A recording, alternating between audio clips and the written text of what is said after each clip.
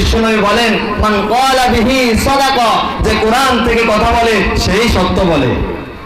বিশ্বনবী বলেন ওমান আমিলা বিহি উজিরা, যে কোরআন দিয়ে আমল করে তাকে পুরস্কৃত করা হবে। ওমান হাকামা বিহি আদালা, যে কোরআন দিয়ে বিচার ফয়সালা করে বিশ্বনবী বলেন সেই সত্য এবং সঠিক বিচার করে।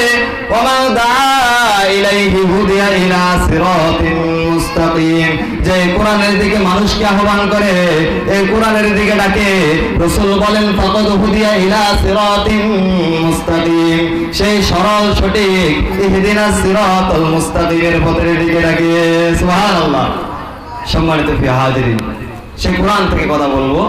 অতএব যারা এখনো ঘোরাফেরা করছেন, রাসূল সাল্লাল্লাহু আলাইহি ওয়াসাল্লাম বলেন ওমান তাকাররাবা ইলাইয়া শিবরান তাকাররাবতু ইলাইহি দিরান, ওমান তাকাররাবা ইলাইয়া দিরান তাকাররাবতু ইলাইহি বান, ওয়া ইযা আকবালা ইলাইয়া ইয়ামশি আকবালতু ইলাইহি মুহারবিলু।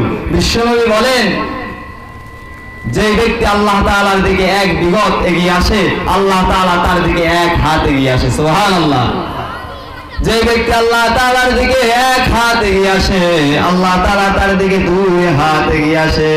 বিশ্বনবী বলেন ওয়া ইযা আকবালা ইলাইয়া ইয়ামশি আকবালতু ইলাইহি উহারবিলু, যে ব্যক্তি আল্লাহ তাআলার দিকে হেঁটে হেঁটে আসে, আল্লাহ তাআলার দয়ার ক্ষমার রহমত তার দিকে